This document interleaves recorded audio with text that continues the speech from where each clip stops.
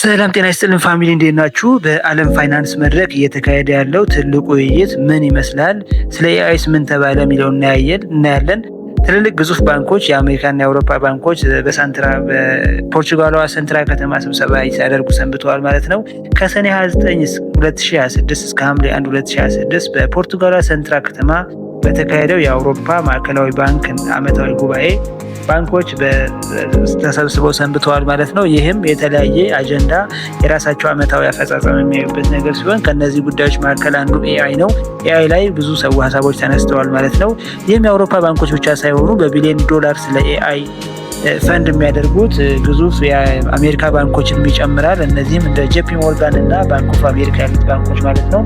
ስለ ኤአይ ኢንቨስትመንት አንድ በጣም ያሳሰባቸው ነገር ሰሞኑን መነጋገሪያ ሆኗል። ይህም ባንኮች ባቀረቡት ጥናት መሰረት የኤአይ ኢንቨስትመንት መሰረተ ልማትና ጠቅላላ ኢንቨስትመንቱ ዋጋው በጣም እየጨመረ መጥቷል ወይ ደግሞ በጣም እየጨመረ ነው በሚለው ኢንቨስትመንት ኮስቱ ማለት ነው የሚለው ሆኗል። ይህም የጄፒ ሞርጋን ትንበያ እንደሚያሳየው ከሆነ የዳታ ማዕከላትና ተዛማጅ መሰረተ ልማቶችን ለመገንባት በሚቀጥሉት ዓመታት ከ5 ትሪሊዮን ዶላር በላይ ወጪ እንደሚጠይቅ እና እንደሚያስፈልግ የኤአይ መሰረተ ልማት ለማስፋፋት ማለት ነው የባንኩ ጥናት ያሳያል።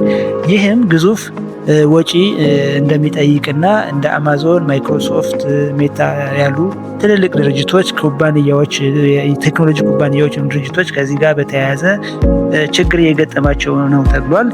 ባንክ ኦፍ አሜሪካ እንደተናገረው ከሆነ ደግሞ እንዲያቀረበው ሪፖርት ከሆነ ባለፈው ዓመት ብቻ በአርቲፊሻል ኢንቴሊጀንስ ጋር በተያያዘ ኩባንያዎች ከ200 ቢሊዮን ዶላር በላይ ለዚህ ጉዳይ ለኤአይ ጉዳይ ወስደዋል ተብሏል፣ ብድር ማለት ነው። ይህ ብቻ ሳይሆን ይህ አሃዝ በጣም እየጨመረ እንደሚሄድና ወደፊት የኤአይ ፕሮጀክቶች በጣም ብዙ ቢሊዮን ፈንድ እንደሚያስፈልጋቸው አሁን ካለው ስብሰባ ራሱ እያሳሰባቸው ይገኛል።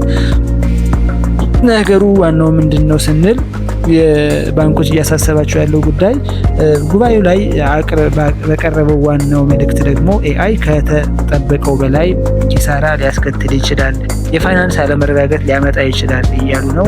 ይህም የባንክ ኦፍ አሜሪካ የስራ ፈንድ ስራ አስኪያጅ ጥናቶች እንደሚያሳየው ከሆነ 34% የሚሆነው የዓለም አቀፍ የስራ ፈንድ ስራ አስኪያጅ ሰዎች ወይም ኤክስፐርቶች ለኤአይ የሚሰጠው ከፍተኛ የብድር ካፒታል የወደፊት የፋይናንስ ስርዓትና የብድር ሁኔታን ቀውስ ውስጥ ሊከት ይችላል ብለው ያምናሉ። ይህ በማስረጃ ወይም በአሃዛዊ ቁጥር በመጥቀስ ነው። ለምሳሌ ጄፒ ሞርጋን ለቴክኖሎጂ የሚበጅተው ዓመታዊ በጀቱ 18 ቢሊዮን ነው እስካሁን። ለዚህ ደግሞ ለኤአይ 2 ቢሊዮን ወጪ ያደርጋል። ይህም የራሱ የሆነ በጎ ጎንና ከስተመር ለማገዝ ወይ ደግሞ አገልግሎት ለማፋጠን ጥሩ ጥቅም ቢኖረውም እንደጠቅላላው ግን ኤአይ ላይ ድርጅቶች ለኤአይ ከፍተኛ ብድር በመውሰዳቸውና ኤአይ ትልቅ ገንዘብ መፈለጉ በራሱ ትልቅ ችግር እንደሆነ ታይቷል ማለት ነው። ይህም ደግሞ በአንዳንድ ጥናቶች እንደሚያሳዩት ባንኮቹ ያጠኑት ጥናት ማለት ነው ከ80% በላይ የሚሆኑት የኤአይ ድርጅቶች ወይ ደግሞ እስካሁን ኤአይን ተስፋ አድርገው ኤአይን እንደ ፕሮፖዛል እንደ ኢንቨስትመንት ፕሮፖዛል አድርገው ብድር የወሰዱት ድርጅቶች እስካሁን ምንም አይነት ፕሮፊት ጀነሬት ማድረግ አልጀመሩም። ፕሮፊት ጀነሬት ማድረግ የጀመሩት በጣም ትንሽ ድርጅቶች ናቸው። ይህም ከ20% በታች ነው ተብሏል። ይህ ማለት ኤአይ ገና ያልተጠና አደጋ እንዳለውና በጣም የሚያሳስብ ጉዳይ እንደሆነ የሚያሳይ ነው ተብሏል። እናንተ ምን ትላላችሁ? ሀሳብ አስተያየታችሁ አስቀምጡ። አሁን ኢንቨስተሮች መንታ መንገድ ላይ ናቸው። በኤአይ ዘርፍ ላይ ኢንቨስት ማድረግ የማይቀርና በጣም አስፈላጊ ቴክኖሎጂ እንደሆነ ያውቃሉ። በሌላ በኩል ደግሞ ኤአይ ለግንባታ የሚጠይቀው ከፍተኛ ኢንቨስትመንት በታሰበው ልክ ትርፍ ላያመጣ ይችላል ብለው ያስባሉ። ምክንያቱም የሆነ ኢንቨስትመንት መጨረሻው ፕሮፊት ስለሆነ ማለት ነው። ስለዚህ በዚህ ስጋት ውስጥና በዚህ ተስፋ ውስጥ ነው ኢንቨስተሮች ያሉት።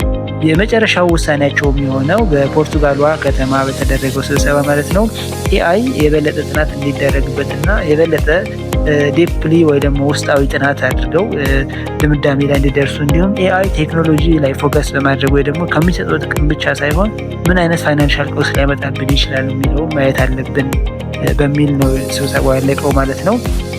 ለቴክኖሎጂ፣ ለፋይናንስ፣ ለክሪፕቶ እና ለአዳዲስ ነገሮች ኢንተረስትድ ከሆናችሁ ይህንን ቻናል ሰብስክራይብ በማድረግ ቤተሰብ ይሁኑ። አመሰግናለሁ።